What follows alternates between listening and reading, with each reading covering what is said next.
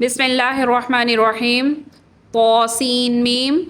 तिल का ये आयात आयतें हैं किताबिल मुबीन, बयान करने वाली किताब या रोशन किताब की आयतें हैं। लअल्ला का शायद कि आप बाख़िउन हलाक करने वाला है नफ्सा का अपनी जान को, अल्लाह इसलिए नहीं कि यकूनु होते मुमिनीन वो ईमान वाले। ए पैगंबर शायद आपको ये गम है कि ये लोग ईमान नहीं लाते, कहीं अपने आप को हलाक ही ना कर लो। यानी नबी सल्लल्लाहु अलैहि वसल्लम को इंसानियत से जो हमदर्दी थी और उनकी हिदायत के लिए जो तड़प थी, उसमें इसका इजहार था कि वो ख़ुद को परेशान कर लेते थे, अपनी जान जोखों में डाल लेते थे। ये चाहते थे कि ये लोग जो हैं ये मुखालफत करके, मेरी मुखालफत करके कहीं जहन्नुम का ईंधन ही ना बन जाएं। उनकी मुखालफत से उन्हें शदीद दुख होता था और ये वजह जो थी ये फितरी थी। और एक वजह ये थी कि जिसमें दूसरे मुसलमान भी शामिल थे कि अगर ये लोग इस्लाम कबूल कर लेते हैं तो इस्लाम को ख़ासी तक़वियत पहुँचेगी, मुसलमानों की एज़ाओं मुश्किलात में मज़ीद इजाफ़ा हो रहा था। तो अगर ये लोग इस्लाम ले आएँ, मुसलमानों की एक हुकूमत कायम हो जाए, उनकी एक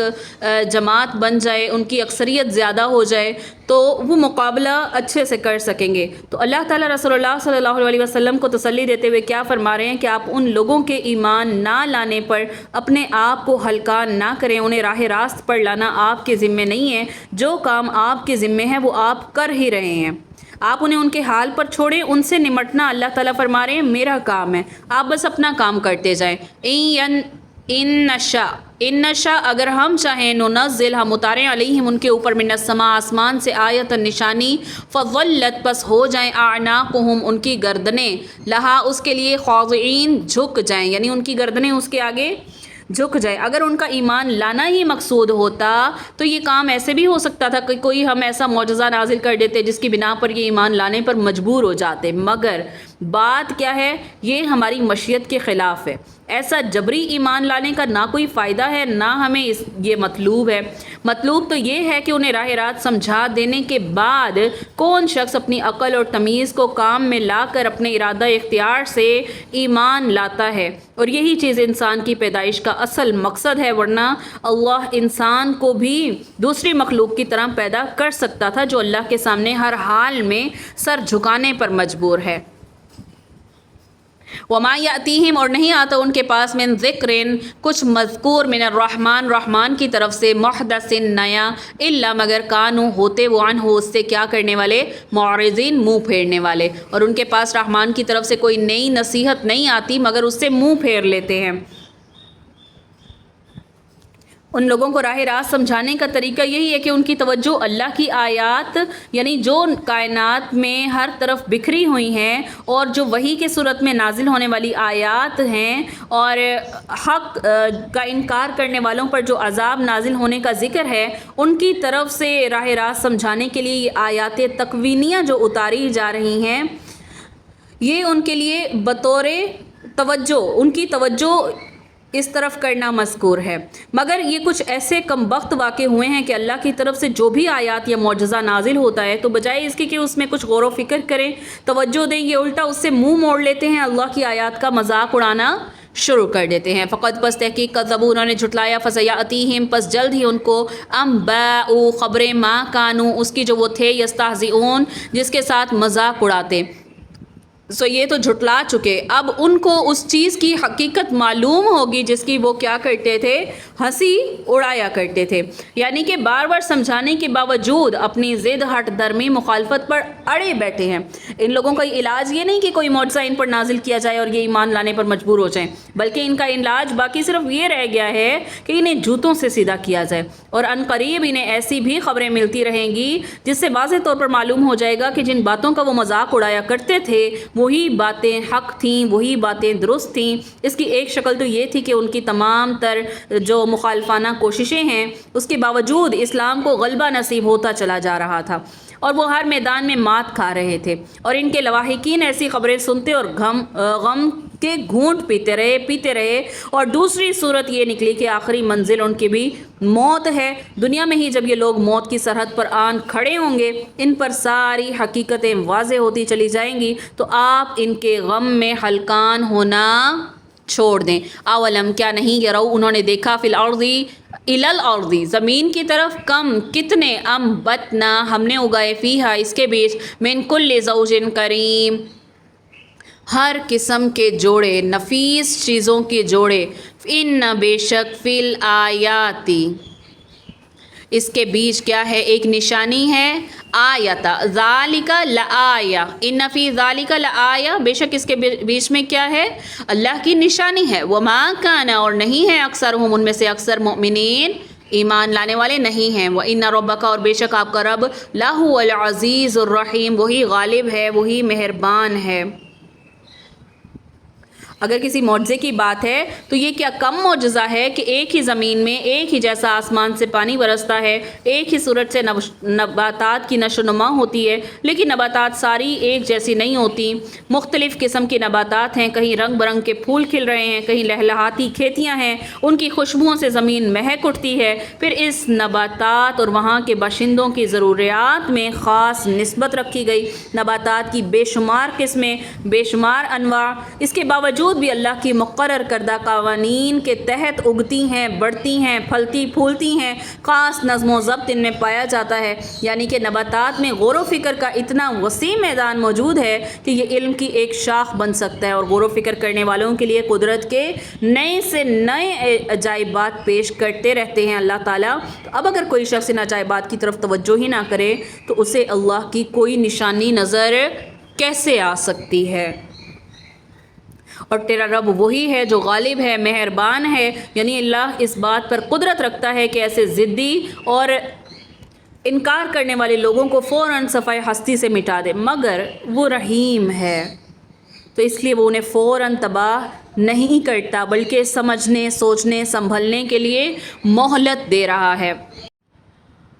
व इज़ नादा और जिस वक़्त नादा पुकारा रब्बु का तेरे रब ने मूसा, ए मूसा अने अती के जा पास किसके, कौम ज़ालिमीन ज़ालिमों की कौम के पास, ज़ालिम लोगों के पास जाओ। कौम फ़िरऔन फ़िरऔन की कौम, अला यत्तक़ून क्या नहीं वो डरते। तो बनी इसराइल पर फ़िरऔन और उसकी हुकूमत ने जो जुल्म ढाए थे उनकी बिना पर अल्लाह ताला ने कौम का तारुफ़ ही किससे कराया, ज़ालिम कौम से। कौम ज़ालिमीन ज़ालिम कौम के पास जाओ जो ये ख़याल ही नहीं करते कि उनके ऊपर कोई ऐसी हस्ती मौजूद है जो उनके जुल्म का बदला लेने की कुदरत रखती है। वो अपनी ताकत, अपनी क़ुव्वत, अपनी हुकूमत के नशे में अल्लाह की गिरफ्त से बिल्कुल बेखौफ हो चुके हैं। क़ाल कहा मूसा ने, रब्बी ए मेरे रब, इन्नी बेशक मैं अख़ाफ़ु मैं डरता हूँ, अय्युकज़्ज़िबून कि वो मुझे झुटलाएँ, वयज़ीक़ु सदरी और मेरा सीना, मेरा दिल तंग होता है, वला यंतलिक़ु और नहीं चलती, लिसानी मेरी ज़ुबान रुकती नहीं है, या मेरी ज़ुबान रुकती है और नहीं चलती सही से मेरी ज़ुबान, यानी मेरी ज़ुबान रुकती है। फ़अरसिल पस भेज दे, इला हारून मेरे साथ किसको भेज दे, हारून को भेज दे। वलहुम और उनके लिए अलैया मेरे ऊपर ज़म्बुन एक गुनाह है, फ़अख़ाफ़ु पस मैं डरता हूँ, अन यक़्तुलून कि वो मुझे मार ही न डालें। अल्लाह ताला ने मूसा अलैहिस्सलाम को मदियन से वापसी पर नबूवत अता फरमाई थी ना, और साथ ही हुक्म क्या दिया था कि तुम्हें फ़िरऔन और कौम फ़िरऔन के पास जो अपने जुल्म की वजह से इतनी मशहूर हो चुकी है कौम, जाकर दावत का फ़रीज़ा सर अंजाम देना है। तो मूसा अलैहिस्सलाम को पिछली ज़िंदगी के वाक़यात जो थे उनकी आंखों के सामने आ गए, कई किस्म के ख़तरात सामने आने लगे, जिनमें से सरे फहरिस्त ये था कि वो मेरी हक़ की दावत का इनकार करेंगे, और दूसरा कि मैं उस कौम का एक फ़र्द हूँ जिसे उसने अपना ग़ुलाम बना रखा है और ख़ूब दबा कर रखता है, फिर मैं उसका क्या है, मुजरिम भी हूँ। और इन सब बातों को जहन में रख कर जब उसे अल्लाह का पैगाम सुनाने का तसव्वुर किया तो सीने में घुटन सी महसूस हुई। तो अल्लाह ने ये ख़तरात जो हैं अल्लाह के हज़ूर उन्होंने ये ख़तरात अपने बयान किए, मगर इनकार की मजाल नहीं थी। और यही अम्बिया की शान होती है कि वो अल्लाह के ऐसे फरमाबरदार बंदे होते हैं कि अपनी जान जोखों में डाल कर भी अल्लाह का पैगाम पहुँचाने से दरेग नहीं करते। तो गुजारिश कितनी की कि मेरे भाई हारून को भी नबूवत अता फरमा दे, मेरे साथ भेज दे, इस काम में मेरा मावन होगा, मददगार होगा। कम अज़ कम एक के बजाय दो तो हो जाएंगे जो एक दूसरे के गमगुसार और हमदर्द होंगे। और दूसरा कि मेरी ज़ुबान भी रवानी से नहीं चलती, जबकि मेरा भाई हारून जो है फसीहुल लिसान है, उसकी ज़ुबान में फसाहत पाई जाती है।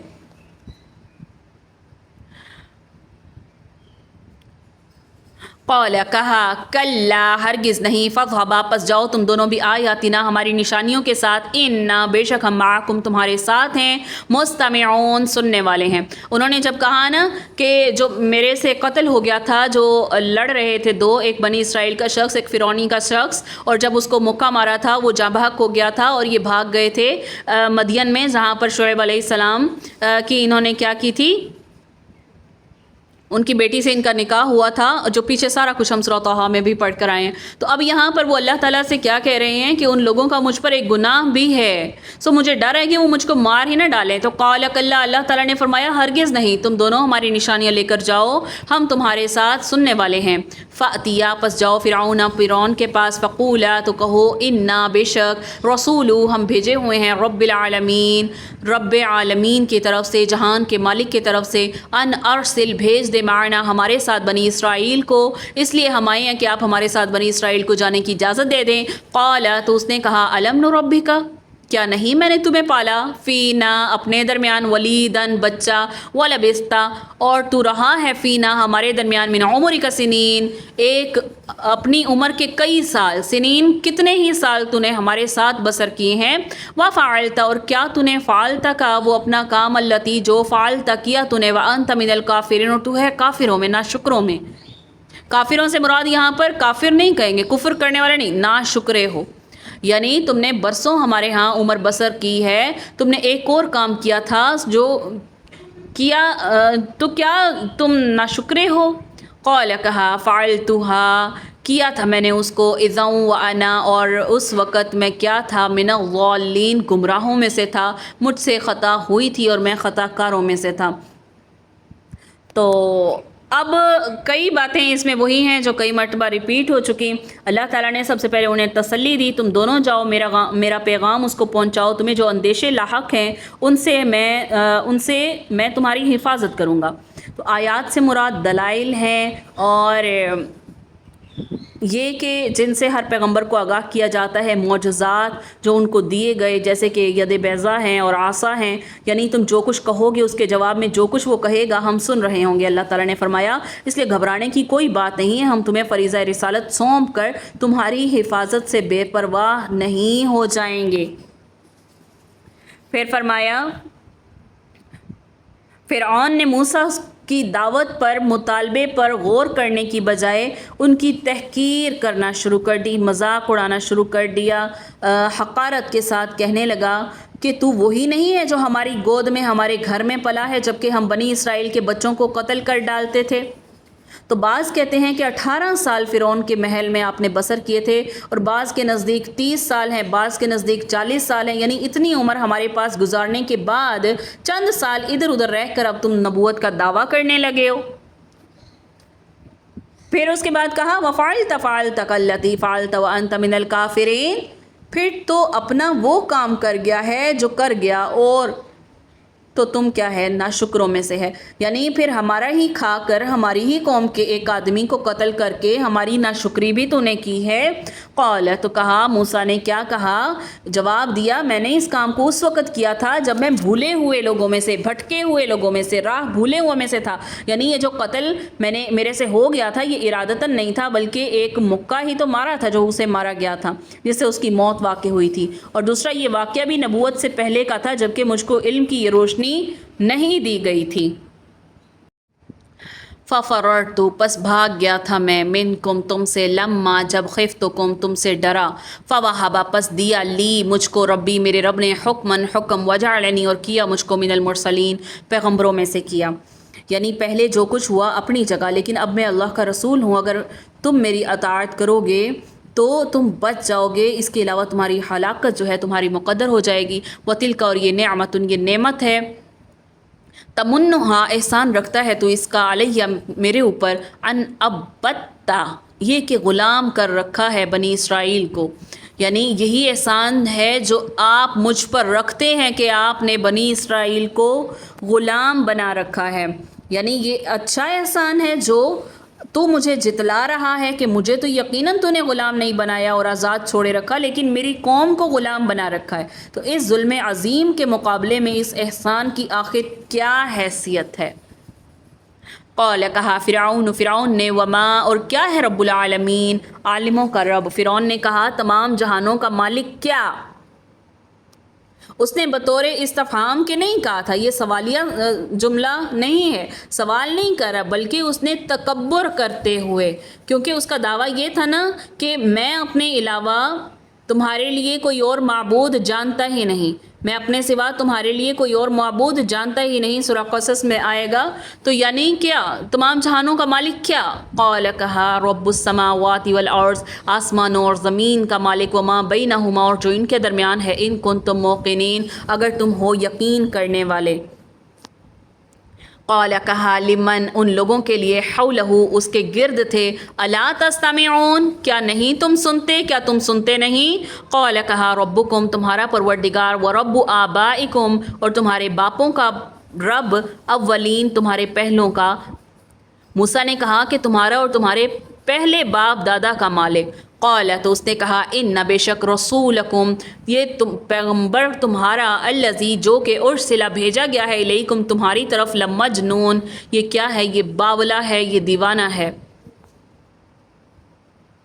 یعنی کیا تم اس بات پر تعجب نہیں کرتے کہ میرے سوا بھی کوئی اور معبود ہے؟ یعنی فرعون نے اپنے آس پاس والوں سے کیا کہا تھا، کیا تم سن نہیں رہے یہ کیا کہہ رہے ہیں؟ یعنی یہ کہہ رہے ہیں کہ میرے علاوہ کوئی اور بھی معبود ہے. قال ربکم ورب آبائکم الاولین تو موسیٰ نے فرمایا وہ تمہارے اور تمہارے اگلے باپ دادوں کا بھی پروردگار ہے. قال ان رسولکم الذی ارسل الیکم لمجنون تو فرعون نے کیا کہا، تمہارے یہ رسول جو تمہاری طرف بھیجا گیا ہے یہ کیا ہے، دیوانہ ہے. قال رب المشرقی تو کہا پروردگار مشرق کا، والمغربی اور مغرب کا، وما بینہما اور جو کچھ ان کے درمیان ہے، ان کنتم تعقلون اگر تم عقل رکھتے ہو، سمجھ رکھتے ہو، جو کچھ بھی زمین و آسمان میں ہے، جو کچھ ان کے درمیان میں ہے، سب کا مالک بشرطے کہ تم کو سمجھ ہو، اگر تم عقل رکھو. یعنی جس نے مشرق کو مشرق بنایا، جس نے ستارے بنائے جو اس میں طلوع ہوتے ہیں، اور مغرب کو مغرب بنایا جس میں ستارے جو ہیں غروب ہوتے ہیں، اسی طرح ان کے درمیان جو کچھ ہے ان سب کا رب، ان کا انتظام کرنے والا بھی وہی رب ہے، اگر تم عقل رکھتے ہو، اگر تم سمجھتے ہو. قال کہا لئن اتخذت کہ اگر تو پکڑے گا الہن معبود غیری میرے علاوہ، لاجعلنک البتہ میں تمہیں کر دوں گا، من المسجونین سجن سے ہے. آپ نے سورہ یوسف میں بھی پڑھا ہے، سجن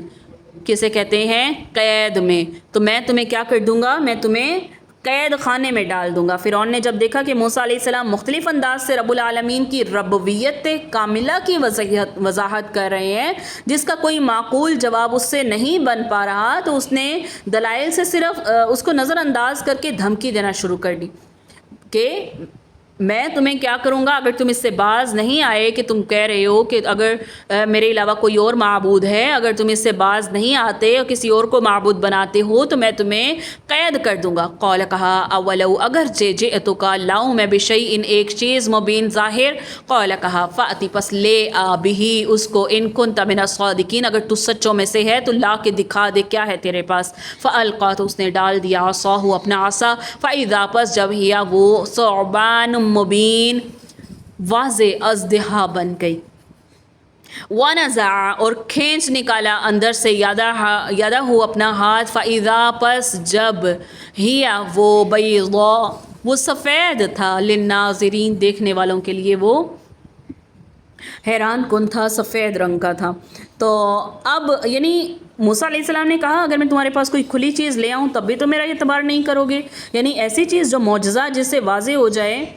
کہ میں واقعی سچا اللہ کا رسول ہوں، تب بھی تو میری صداقت کو تسلیم نہیں کرو گے.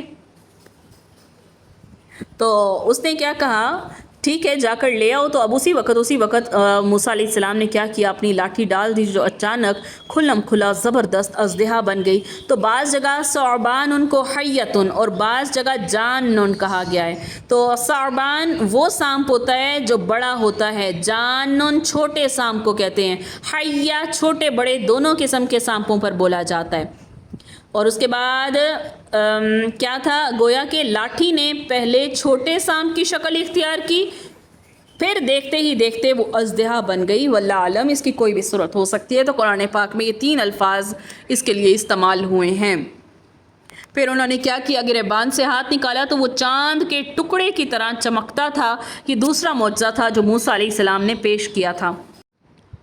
قال کہا للملئی سرداروں کے لیے، حولہ اپنے ارد گرد، ان بے شک ھذا یہ لساحر البتہ جادوگر ہے، علیم سمجھدار، بڑا فن رکھنے والا جادوگر ہے، یرید یہ چاہتا ہے، ان یخرجکم کہ نکال دے تم کو، من ارضکم تمہاری زمین سے، بسحر ہی اپنے جادو کے تحت، فماذا پس کیا تأمرون تم حکم کرتے ہو، قالوا انہوں نے کہا، ارجہ اس کو ڈھیل دے، واخاہ اور اس کے بھائی کو، وابعث اور بھیج دے، فی مدائن شہروں کے بیچ، حاشرین اکٹھا کرنے والے، شہروں میں نقیب بھیج دے، یا اتو کا لے آئیں تمہارے پاس، بکل سحار علیم ہر جادوگر سمجھدار جادوگر کو، ماہر جادوگروں کو آپ کے پاس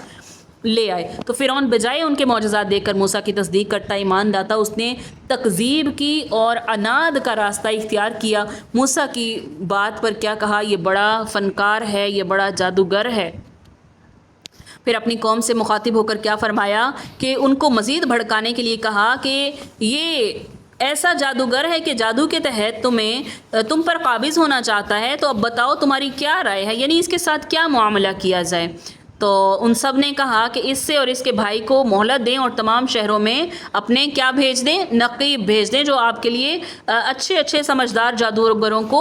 بلا کر لے آئیں، تمام شہروں سے جادوگروں کو جمع کر کے ان کا مقابلہ کرایا جائے، تاکہ ان کے کرتب کا جواب اور تمہاری تائید اور فتح تمہیں نصیب ہو جائے۔ اور یہ اللہ ہی کی طرف سے تکوینی انتظام تھا تاکہ لوگ ایک ہی جگہ جمع ہو جائیں اور ان دلائل اور ان معجزات کو اپنی آنکھوں سے خود مشاہدہ کر لیں جو اللہ تعالیٰ نے موسیٰ علیہ السلام کو عطا کیے تھے۔ فجمع السحرہ پس اکٹھے ہو گئے جادوگر، لمیقات یوم معلوم، میقات مقررہ وقت، یوم معلوم ایک مقررہ دن، میعاد وقت مقررہ پر جمع ہو گئے۔ وقیل اور کہا گیا، للناس لوگوں کے لیے، هل انتم کیا ہو تم، مجتمعون اکٹھے ہونے والے، تم سب کو اکٹھے، لوگوں سے کیا کہہ دیا، تم سب کو کیا ہو جانا چاہیے، اکٹھے ہو جانا چاہیے۔ عام لوگوں سے بھی کہہ دیا تم بھی مجمع میں حاضر ہو جاؤ گے، یعنی عوام کو بھی تاکید کی جا رہی ہے، جادوگر حاضر ہو رہے ہیں، مقابلہ ہونے والا ہے، عوام سے پوچھا جا رہا ہے کیا تم بھی حاضر ہو جاؤ گی، یا تاکیداً کہا جا رہا ہے تمہیں بھی معرکہ دیکھنے کے لیے ضرور بضرور حاضر ہونا چاہیے۔ لعلنا شاید کہ نتبعو ہم پیروی کریں، سحر اور جادوگروں کی، ان کانوا اگر ہوں، ہم الغالبین وہ غالب آنے والے۔ تو اگر جادوگر غالب آ جائیں گے تو ہم ان کی کیا کریں گے، پیروی کریں گے۔ فلما پس جب جاء السحرۃ آئے جادوگر، قالوا کہنے لگے، لفرعون فرعون کو، ان کیا مقرر ہوگا، لنا ہمارے لیے، لاجرن کوئی بدلہ، کوئی صلہ بھی ہوگا، ان کننا اگر ہم ہوں گے، نحن الغالبین اگر ہم غالب ہوں گے تو کیا ہمیں بھی کوئی اجر ملے گا، کوئی ہمیں بھی انعام ملے گا۔ قال کہا، نعم جی ہاں، وانکم اور بے شک تم، اذن اس وقت، لمن المقربین میرے مقرب بندوں میں کیا ہو جاؤ گے، داخل ہو جاؤ گے۔ موسیٰ علیہ السلام کی طرف سے جادوگروں کو پہلے اپنے کرتب دکھانے کے لیے کہا گیا، آگے آ رہا ہے اس کا ذکر۔ قال کہا، لہم ان کے لیے موسیٰ نے، القو ڈالو، ما جو کچھ، تم ملقون ڈالنے والے ہو، موسیٰ نے کہا جو چیز ڈالنا چاہتے ہو ڈالو، فالقو تو انہوں نے ڈالی، حبالہم اپنی رسیاں، وعصیہم اور اپنی لاٹھیاں، وقالوا اور انہوں نے کہا، بعزتی عزت کے ساتھ، فرعون کے، بعزتی یہاں پر بعزت فرعون، یہاں پر ہے فرعون کے جلال کی قسم کھا کر، انا لنحن الغالبون بے شک ہم جو ہیں ہمیں غالب ہونے والے ہیں۔ فالقا پس ڈالا موسیٰ نے، عصاہ اپنا عصا، فاذا پس جب ہی وہ کیا ہو گیا، ناگہاں، تلقف نگلتا گیا، ماں جو کچھ، یافکون جو جھوٹ باندھا تھا انہوں نے، فالقی السحرۃ پس اوندھے گر گئے سحرہ جادوگر، ساجدین سجدے میں، قالوا انہوں نے کہا، آمنا ہم ایمان لائے، برب العالمین دونوں جہانوں کے مالک پر، رب پر ہم ایمان لائے، رب موسیٰ و ہارون رب موسیٰ اور ہارون پر۔ موسیٰ علیہ السلام کی طرف سے جادوگروں کو پہلے اپنے کرتب دکھانے کے لیے کہنے میں حکمت کیا تھی، ایک تو ان پر یہ واضح ہو جائے کہ اللہ کا پیغمبر اتنی بڑی تعداد میں اتنے جادوگروں کا اجتماع ان کے ساحرانہ بازیوں سے خوف زدہ نہیں ہوتا، اور دوسرا یہ مقصد بھی ہو سکتا تھا کہ جب بعد میں اللہ کے حکم سے یہ ساری بازیاں جو ہیں یہ ختم ہو جائیں گی تو دیکھنے والوں پر اس کے اچھے اثرات مرتب ہوں گے، تو شاید اس طرح زیادہ لوگ اللہ پر ایمان لے آئیں، تو ایسا ہی ہوا، بلکہ جادوگر ہی سب سے پہلے ایمان لے آئے۔ ان جادوگروں کو اپنی کامیابی کا، اپنی برتری کا اتنا یقین تھا کہ کہنے لگے ہمارے لیے کیا انعام ہوگا۔ تو اب یہاں ان الفاظ سے ظاہر ہے کہ اللہ تعالیٰ نے موسیٰ علیہ السلام کو تسلی دی تھی کہ گھبرانے کی ضرورت نہیں ہے، ذرا اپنی لاٹھی زمین پر پھینکو پھر دیکھو، کیونکہ لاٹھی کا زمین پر پھینکنا تھا کہ اس نے خوفزدہ اژدہے کی شکل اختیار کر لی، ایک ایک کر کے ان کے سارے کرتبوں کو وہ نگل گیا جو کہ انہوں نے اس میدان میں ڈالی تھیں۔ تو فوراً کیا ہوا کہ وہ جو جادوگر تھے فوراً سجدے میں گر گئے اور ایمان لے آئے۔ تو فرعون کے لیے یہ واقعہ بڑا عجیب اور بے حد حیرت ناک تھا۔ جن جادوگروں کے ذریعے وہ فتح اور غلبے کی آس لگائے بیٹھا تھا، وہی نہ صرف مغلوب ہو گئے بلکہ موقع پر ہی اس رب پر ایمان لے آئے جس نے موسیٰ اور ہارون کو دلائل اور معجزات دے کر بھیجا تھا۔ لیکن بجائے اس کے کہ فرعون بھی غور و فکر سے کام لیتا، ایمان لاتا، اس نے پھر سے تکبر کا، دشمنی کا رستہ اختیار کیا، جادوگروں کو ڈرانا دھمکانا شروع کیا اور کہا کہ تم سب اسی کے شاگرد لگتے ہو، تمہارا مقصد یہ معلوم ہوتا ہے کہ اس سازش کے ذریعے تم یہاں پر آئے ہو، تو الٹے میں کیا کروں گا، میں تم لوگوں کو سزا دوں گا الٹے طور پر، یعنی ہاتھ پاؤں کاٹنے کا مطلب الٹے طور پر، یعنی دایاں ہاتھ بایاں پاؤں یا دایاں پاؤں اور بایاں ہاتھ میں کاٹ دوں گا، اور پھر میں کیا کروں گا، سولی پر چڑھاؤں گا۔ یعنی ہاتھ پیر کاٹنے سے بھی اس کی جو ہے، اس کا جو غصہ ہے اس کو ٹھنڈک نہ ہوئی، تو مزید اس نے سولی پر بھی لٹکانے کا اعلان کر دیا۔ آگے اس کا ذکر آ رہا ہے، آگے دیکھیں، قال کہا آمنتم ایمان لائے ہو تم لہو اس کے لیے، قبل پہلے ان آذن لکم یہ کہ میں تمہیں اجازت دوں، انہو بے شک وہ، لکبیرکم الذی البتہ بڑا ہے تمہارا، علمکم جس نے سکھایا ہے تم کو، سحر جادو، کہ میں تمہیں اجازت دوں اس سے پہلے ہی تم اس پر ایمان لے آئے ہو، بے شک یہ تمہارا بڑا ہے جس نے تمہیں جادو سکھایا ہے۔ فَلَسَوْفَ پس البتہ جلد ہی، تعلمون تم جان لوگے، لَأُقَطِّعَنَّ البتہ میں کاٹوں گا، أَيْدِيَكُمْ تمہارے ہاتھوں کو، وَأَرْجُلَكُمْ اور تمہارے پیروں کو، من خلاف مخالف سمت سے، وَلَأُصَلِّبَنَّكُمْ اور میں سولی پر چڑھاؤں گا تم کو، اجمعین تم سب کو سولی پر چڑھا دوں گا۔ قالوا انہوں نے کہا، لا ضیر نہیں ہے کوئی ضرر، نہیں ہے کوئی نقصان، انا بے شک ہم الی ربنا اپنے رب کی طرف منقلبون لوٹنے والے ہیں، انا بے شک ہم نطمع ہم تما رکھتے ہیں، ہم امید رکھتے ہیں، ان یغفر لنا کہ بخش دے گا ہمیں، ربنا ہمارا رب، خطایانا ہماری خطاؤں کو، ان یہ کہ کننا ہم ہیں اول المؤمنین پہلے ایمان لانے والے ہیں۔ اچھا، یہاں پچھلی آیت میں لفظ آیا ہے اول المؤمنین، ہم پہلے ایمان لانے والے ہیں، اس اعتبار سے کہ فرعون کی قوم مسلمان نہیں ہوئی، انہوں نے قبول ایمان میں سبقت نہیں کی جبکہ جادوگروں نے کر لی، اس لیے فرمایا اول المؤمنین ہم پہلے ایمان والے ہیں تو اللہ ہماری خطاؤں کو معاف کر دیں گے۔ وَأَوْحَيْنَا اور وحی کی ہم نے الی موسیٰ موسیٰ کی طرف، ان اسر بعبادی کہ رات کو چل میرے بندوں کو لے کر، انکم بے شک تم متبعون پیچھا کیے جاؤ گے، تمہاری تعقب، متبع اتباع کی جائے گی، تمہارا پیچھا کیا جائے گا، تمہارا تعقب کیا جائے گا۔ جب مصر میں موسیٰ علیہ السلام کا قیام لمبا ہو گیا، ہر طرف سے انہوں نے فرعون اور اس کے درباریوں پر حجت قائم کر دی، اس کے باوجود بھی ایمان لانے پر وہ تیار نہیں ہوئے، تو اب اس کے علاوہ کوئی چارہ نہیں رہ گیا تھا کہ انہیں عذاب سے دوچار کر دیا جاتا اور انہیں عبرت کا سامان بنا دیا جاتا۔ تو اللہ تعالیٰ نے موسیٰ علیہ السلام کو حکم دیا راتوں رات بنی اسرائیل کو لے کر یہاں سے نکل جائیں، اور فرمایا کہ فرعون تمہارے پیچھے آئے گا، پھر بھی گھبرانا نہیں ہے۔ وَفِرْعَوْنَ فَأَرْسَلَ پس بھیجے لوگ، فرعون نے، فی المدائن شہروں کے بیچ، حاشرین جمع کرنے کے لیے یا نقیب روانہ کیے، ان بے شک ہؤلاء یہ، لشرذمۃ البتہ ایک جماعت ہے، قلیلون تھوڑی، یہ لوگ تھوڑی سی ہی جماعت ہیں، وَإِنَّهُمْ اور بے شک وہ، لنا ہم کو، لغائظون البتہ غصے میں لانے والے ہیں، ہمیں غصہ دلا رہے ہیں۔ یہ بطور تحقیر کہا گیا، ورنہ ان کی تعداد تقریباً 6 لاکھ بتائی گئی ہے، یہ گروہ بہت ہی کم ہے۔ کون سا؟ بنی اسرائیل کا۔ یعنی میری اجازت کے بغیر ان کا یہاں سے فرار ہونا میرے لیے غضب کا باعث ہے، غصے کا باعث ہے، یہ مجھے غصہ دلانے والے ہیں۔ وَإِنَّا اور بے شک ہم، جمیعٌ البتہ جماعت ہیں، حاضرون ساز و سامان والی جماعت ہیں۔ فَأَخْرَجْنَاهُمْ پس نکالا ہم نے انہیں، من جنات وعیون ہم نے ان کو باغوں اور چشموں سے نکال دیا، وکنوز اور خزانوں سے، ومقام کریم اور نفیس مکانوں سے، کذالک اسی طرح، وَأَوْرَثْنَاهَا وارث کیا ہم نے ان کو بنی اسرائیل کا، ہم نے ان کے ساتھ ہم نے اس طرح کیا اور ان چیزوں کا وارث بنی اسرائیل کو کر دیا۔ تو یعنی فرعون اور اس کا لشکر جو بنی اسرائیل کے تعاقب میں کیا نکلا کہ پھر پلٹ کر اپنے گھروں اپنے باغات میں ان کو آنا ہی نصیب نہیں ہوا، تو اللہ تعالیٰ نے اپنی حکمت اور مشیت سے انہیں تمام نعمتوں سے محروم کر کے ان کا وارث دوسروں کو بنا دیا، کنہیں بنی اسرائیل کو۔ اب اس بات سے ظاہر یہ ہوتا ہے کہ بنی اسرائیل تو سمندر کے پار چلے گئے، یہ پیچھے جن کو مالک بنایا وہ کون تھے؟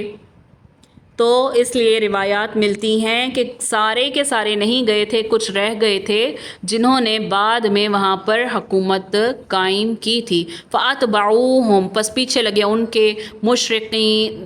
سورج نکلتے ہوئے، یعنی انہوں نے سورج نکلتی یعنی صبح کو ان کا تعاقب کیا۔ اچھا یہ مشرقین نہیں ہے، کاف دوسرا ہوتا تو یہ شرک کرنا مراد ہوتا، یہ مشرقین، مشرق سورج نکلتے وقت۔ فلما، پس جب طرا الجمعان، آپس میں دیکھنے لگیں جمعان، دو جماعتیں، قال کہا اصحاب موسیٰ، موسیٰ کے ساتھیوں نے، انا بے شک لمدرکون، البتہ پائے گئے ہیں، یعنی ہم پکڑ لیے گئے ہیں۔ جب انہوں نے دونوں جماعتیں آمنے سامنے دیکھیں تو وہ کیا کہنے لگے کہ ہم کیا ہیں، پکڑ لیے گئے ہیں۔ اچھا یہاں پیچھے دوبارہ دیکھیے، جو اقتدار اور بادشاہت فرعون کو حاصل تھی اس سے چھین کر ہم نے بنی اسرائیل کو عطا کر دی۔ تو اس سے مراد جو ہے یہ مصر جیسا دنیاوی جاہ و مال جو تھا مصر میں، وہ ہم نے بنی اسرائیل کو بھی عطا کیا، یہ بھی معنی ہو سکتا ہے۔ ایک روایت یہ ہے کیونکہ بنی اسرائیل مصر سے نکل جانے کے بعد مصر واپس نہیں آئے تھے، تو ہم نے اس کا وارث کسی دوسری قوم کو بنایا، یہ بھی ایک قول آتا ہے۔ لیکن یہاں سورہ شعراء میں جب بنی اسرائیل کو وارث بنانے کی صراحت آ گئی تو اس سے مراد بھی قوم بنی اسرائیل ہی ہوگی، مگر خود قرآن کی صراحت کے مطابق مصر سے نکلنے کے بعد بنی اسرائیل کو ارض مقدس میں داخل ہونے کا حکم دیا گیا تھا، جہاں 40 سال وہ وادی طے میں بھٹکتے رہے تھے، اور دوسرا کہ ان سے کہا گیا تھا جا کر جہاد کرو، تو انہوں نے بدلے میں کیا کہا تھا، ہم تو یہیں بیٹھنے والے ہیں، اگر تمہیں زیادہ ہی جہاد کا حکم مل رہا ہے تم جاؤ، تمہارا رب جائے، ان سے مقابلہ کرو، ہم یہیں بیٹھنے والے ہیں۔ اگر آپ کو یاد ہو پیچھے ہم نے سورہ مائدہ میں پڑھا تھا۔ اس کے علاوہ موسیٰ علیہ السلام نے کچھ لوگوں کو بھیجا تھا کہ جا کر بیت المقدس یعنی وادی مقدس جو ہے مراد وہی مصر ہے، کون سی جگہ، مصر نہیں، کون سی جگہ ہے، فلسطین مراد ہے، مصر سے تو یہ نکلے ہیں نا، فلسطین جانا انہوں نے، ٹھیک ہے، تو فلسطین کو کہا گیا ہے کہ مقدس جگہ پر انہوں نے جانا ہے۔ تو اب یہاں پر مراد کہ بنی اسرائیل کو وارث کیا ہم نے، تو مطلب یہ بھی ہو سکتا ہے کہ ان جیسا مال و جاہ ویسی عزت ہم نے بنی اسرائیل کو بھی عطا کی۔ یہ دونوں روایات اس میں ملتی ہیں۔ فَأَتْبَعُوهُمْ مشرقین، تو اب انہوں نے سورج نکلتے یعنی صبح کو ان کو تعاقب کیا، جب دونوں جماعتیں ملیں تو ان کے ساتھی کیا کہنے لگے کہ ہم کیا ہو گئے، ہم پکڑ لیے گئے، یعنی جب صبح ہوئی فرعون کو پتہ چلا بنی اسرائیل راتوں رات یہاں سے نکل گئے ہیں، تو اس نے کیا کیا، سورج نکلتے ہی ان کے تعاقب میں نکل کھڑا ہوا، یعنی فرعون کے لشکر کو دیکھتے ہی گھبرا اٹھے، آگے سمندر ہے، پیچھے فرعون کا لشکر ہے، بچاؤ کس طرح ممکن ہے، اب دوبارہ وہی فرعون اور اس کی وہی غلامی ہوگی۔ قال کلا، تو موسیٰ نے کہا کلا، ہرگز نہیں، ان معی، بے شک میرے ساتھ، ربی، میرا رب ہے، سیہدین، وہ جلد ہی ہمیں راستہ دکھائے گا۔ فاوحینا، پس وہی بھیجی ہم نے، الی موسیٰ، موسیٰ کی طرف، ان اضرب، کے مار، بعصاک البحر، عصا سے بحر کو، سمندر کو مار، فانطلق، پس پھٹ گیا، فکانا، تو ہو گیا، کلو، ہر، فرقن، ٹکڑا، کالطود العظیم، پہاڑ کی مانند، ہر ٹکڑا یوں ہو گیا کہ وہ گویا بڑا پہاڑ ہے۔ موسیٰ علیہ السلام نے تسلی دی، تمہارا اندیشہ صحیح نہیں ہے، اب دوبارہ تم فرعون کی گرفت میں نہیں جاؤ گے، میرا رب یقیناً نجات کے راستے کی نشاندہی کر دے گا۔ تو اللہ تعالیٰ نے رہنمائی فرمائی، نشاندہی فرمائی، اپنی لاٹھی سمندر پر مارو، دائیں طرف کا پانی دائیں طرف، بائیں طرف کا پانی بائیں طرف رک گیا، دونوں کے بیچ میں رستہ بن گیا، کہا جاتا ہے 12 قبیلوں کے حساب سے 12 رستے بن گئے، واللہ عالم۔ تو فرقن، قطع، بحر سمندر کا حصہ، فرقن مطلب قطع یعنی سمندر کا حصہ، طود پہاڑ یعنی پانی کا ہر حصہ بڑے پہاڑ کی طرح کھڑا ہو گیا۔ یہ اللہ کی طرف سے معجزے کا صدور تھا تاکہ موسیٰ اور ان کی قوم فرعون سے نجات پا لے۔